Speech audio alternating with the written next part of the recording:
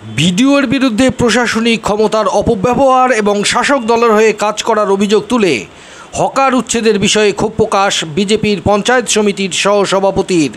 সরকারি নির্দেশকে প্রাধান্য দিয়েই কাজ হচ্ছে, পাল্টা মন্তব্য বিডিওর। নদিয়ার শান্তিপুর ব্লকের অন্তর্গত ফুলিয়া টাউনশিপ পঞ্চায়েতের অন্তর্গত রাজ্য সড়কের পাশে অবৈধভাবে গড়ে ওঠা দোকানগুলি উচ্ছেদ প্রসঙ্গে কিছুদিন আগেই ব্যবসায়ীদের কাছে বলে আসেন শান্তিপুরের বিডিও সন্দীপ ঘোষ। তারপরই আজ সাংবাদিক বৈঠকের মাধ্যমে বিডিওর বিরুদ্ধে ক্ষোভ উগরে দিয়েছেন বিজেপির পঞ্চায়েত সমিতির সহসভাপতি চঞ্চল চক্রবর্তী। তিনি জানান, শান্তিপুরের বিডিও কোনো রকম আলোচনার পঞ্চায়েতের সঙ্গে না করেই নিজের ক্ষমতার অপব্যবহার করে হকার উচ্ছেদ নিয়ে তৎপর হয়েছেন। তিনি এক প্রকার শাসক দলের হয়েই কাজ করছেন। এই এলাকায় একাধিক মানুষের রুজি রুটি এই দোকানগুলি, সেগুলি উচ্ছেদ করে যে পুনর্বাসন দেওয়ার কথা বলা হয়েছে সেটিও একটি সরকারি জায়গায়। পরবর্তীতে বিডিও বদল হলে তাদের কি হবে, যতক্ষণ না পর্যন্ত এই মানুষদের সরকারি দলিল দিয়ে পুনর্বাসন না দেওয়া হয় ততক্ষণ তারা এই উচ্ছেদ মানবে না। তবে এ বিষয়ে বিডিও জানান, সরকারের নির্দেশেই কাজ হচ্ছে, এখানে শাসক দলের কোনো বিষয় না। তবে যারা বেআইনিভাবে দোকান করেছেন তাদের পুনর্বাসন দেওয়া সম্ভব না। তারা কিভাবে ব্যবসা করছেন বা করবেন তারা জানেন। তবে যারা সরকারিভাবে পুনর্বাসন পাবেন তারা পোর্টালে নাম লিখিয়ে সরকারি নিয়মেই পুনর্বাসন পাবেন। যদিও পঞ্চায়েত সমিতির সহসভাপতি চঞ্চল চক্রবর্তী জানিয়েছেন, ফুলিয়াতে একটা কর্মতীর্থ আছে, সেদিকে পুনর্বাসন না দিয়ে বিডিও অন্য জায়গায় পুনর্বাসন দিচ্ছেন। এর প্রতিক্রিয়া দিতে গিয়ে বিডিও সন্দীপ ঘোষ জানান, কর্মতীর্থতেই হবে পুনর্বাসন, সেটাও যতটা দেওয়া সম্ভব। বেআইনিভাবে যারা ব্যবসা করছেন তাদের পুনর্বাসন দেওয়া সম্ভব না। কি অভিযোগ করছেন শান্তিপুর পঞ্চায়েত সমিতির সহসভাপতি চঞ্চল চক্রবর্তী ও এর প্রত্যুত্তরে কি জানাচ্ছেন শান্তিপুর বিডিও সন্দীপ ঘোষ, শুনুন।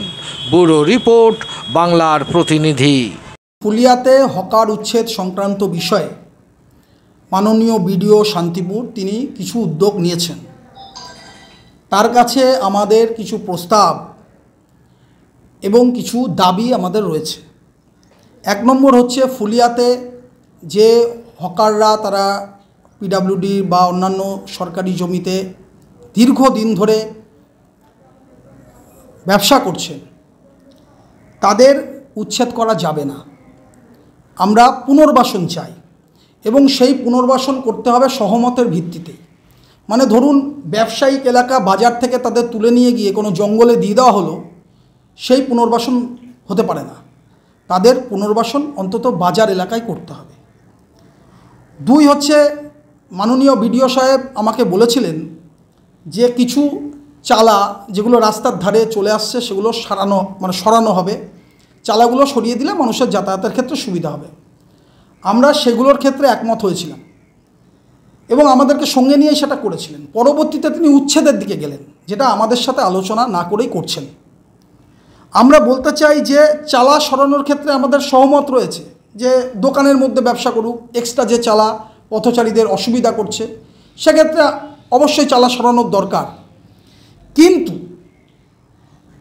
যদি হকার উচ্ছেদ করতে চান তাহলে তার তীব্র প্রতিবাদ আমাদের থাকলেও পুনর্বাসন করেই হকার উচ্ছেদ করতে হবে। দেখুন, আমরা জানতে পেরেছি যে উনি বিডিও সাহেব তিনি হকার উচ্ছেদ করছেন, বিএসএনএলের গায়ে যেগুলো দোকানদাররা রয়েছেন বা ব্যবসায়ীরা রয়েছেন তাদেরকে উচ্ছেদ করে অন্য কোথাও পুনর্বাসন দিচ্ছেন এবং পুনর্বাসনটা দিচ্ছেন ফুলিয়া টাউনশিপের জায়গায়। অথচ ফুলিয়া টাউনশিপ যে লোকাল বডি, গ্রাম পঞ্চায়েত, তার প্রধান, তার পঞ্চায়েতের মেম্বার, তার বোর্ডের সঙ্গে কোনো প্রকার আলোচনা এখনও পর্যন্ত করেননি। অর্থাৎ প্রধান সাহেব তিনি জানেন না যে তার এলাকায় পুনর্বাসন দিচ্ছেন, বিডিও সাহেব এটা পারেন না। লোকাল বডি, লোকাল পঞ্চায়েতকে উপেক্ষা করে এ কাজ উনি করছেন, যেটা উনি পারেন না।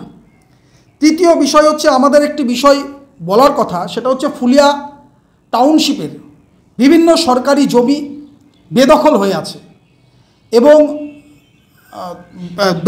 আছে এবং অবৈধ নির্মাণ সেখানে হয়েছে 34 বছরের বামফ্রন্ট সরকারের আমলে এবং এই 13 বছরের তৃণমূল সরকারের আমলে ফুলিয়ার বিভিন্ন সরকারি জমিতে ব্যাঙের ছাতার মতো পার্টি অফিস গজিয়েছে বামপন্থীদের এবং তৃণমূল কংগ্রেসের।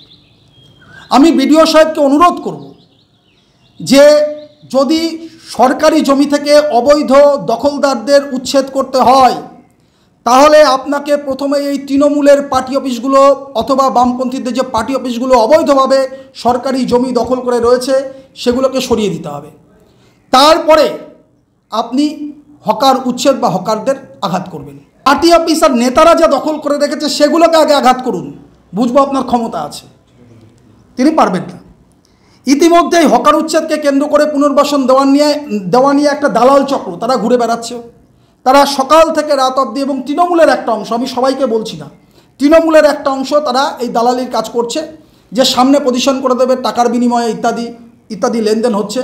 আমরা বিডিওর কাছে ডিমান্ড করছি যে এক্ষেত্রে যদি পুনর্বাসন হয় সরকারি অফিসারদের দিয়েই করতে হবে। পুনর্বাসনের ক্ষেত্রে কোনো নির্বাচিত জনপ্রতিনিধিকে সামনে রাখা যাবে না, এবং এই নির্বাচিত জনপ্রতিনিধিরাই বিভিন্ন অসৎ কার্যের সঙ্গে যুক্ত হয়ে যাবে। কোনো নেতা, কোনো প্রতিনিধি, নির্বাচিত জনপ্রতিনিধি রাখা যাবে না। আপনি অফিসারদের দিয়ে করুন। আপনার দ্বিতীয় প্রশ্নের উত্তরের মধ্যে প্রথম প্রশ্নটি আছে, সেটা হচ্ছে সরকারি জায়গা বা রাস্তা মানুষের অসুবিধা করেই কিছু মানুষ ব্যবসা করতে করতে সেখানে পাকা ঘর করে ফেলেছে। কিছুদিন আগে আমাদের প্রশাসনের নির্দেশ হয়েছে রাস্তা খালি করে দিতে হবে, ফুটপাত, সেটা হকার হোক দোকান হোক, তাদেরকে উচ্ছেদ করে সাধারণ মানুষের যাতায়াতযোগ্য করতে হবে। সে কাজটাই শুরু করেছিলাম। সে কাজটা করবার জন্যে আমার ব্লক অফিস থেকে রেলগেট এবং রেলগেটের ওপাশ, মূলত এইটা সবচেয়ে বড় রাস্তা। ব্লক অফিসের ডান দিকে যে দোকানগুলো আছে এগুলো পঞ্চায়েত সমিতির ভাড়া দেওয়া দোকান। দোকানের সামনে ওরা একটা করে চালা বানিয়েছে, সেটাকে ভাঙবার জন্য অনুরোধ করেছে। এবং মূলত সেদিন এইটার জন্যই গেছিলাম। আমার সঙ্গে ছিলেন পঞ্চায়েত সমিতির মাননীয় সভাপতি, সহকারী সভাপতি এবং পঞ্চায়েত সমিতির কর্মাধ্যক্ষ সদস্যরা। যেহেতু ওরা পঞ্চায়েত সমিতির ভাড়াটে দোকানদার, ওদেরকে অনুরোধ করে এসেছি যে শুধু যেটুকু দোকান ভাড়া নিয়ে তারা ব্যবসা করার জন্য ভাড়া দেয় সেইটুকু দোকান ঘরেই তারা ব্যবসা করবে, তার সামনে চালাটা তারা ভেঙে নেবে। তারা স্বতঃস্ফূর্তভাবে তাদের সায় দিয়েছেন এবং ভাঙতে শুরু করেছেন। এর উল্টো দিকে যেটা আছে, তারা প্রায় রাস্তার জায়গা দখল করে পাকা ঘর করেছে। এটা প্রশাসনিক নিয়ম মতো এটা উচ্ছেদই হবে। এবার ওনাদের রুজির দায় আছে, মানবিকতার ব্যাপারও আছে। এখান থেকে দোকান ভেঙে গেলে কোথায় বস্তা নিয়ে বিক্রি করবে সেটা তাদের ব্যাপার।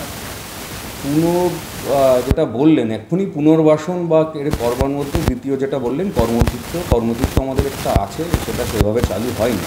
সেখানে 36 থেকে 38টি স্টল আমি বন্টন করতে পারবো, কিন্তু এক্ষেত্রে এই 38 জন নিয়ম মেনে সরকারি পোর্টালে দরখাস্ত করবে, যত কিছু শর্ত আছে সেই শর্ত মেনে এটা পেতে সময় লাগবে। সেই সময় যাই লাগুক আর কি, একটা সরকারি প্রসিডিওরে দরখাস্ত করবে, 10-12 একটা জেলা লেভেল কমিটি আছে, তারা মনোনয়ন করবেন, তারপর তাদের স্টল বন্টন হবে, সেই স্টলে মাল নিয়ে গিয়ে তারা বিক্রি করবেন। এই পদ্ধতির অবধি দেরি করলে আর সবার জন্য ওখানে হবে না ব্যবস্থা। কর্মতীর্থ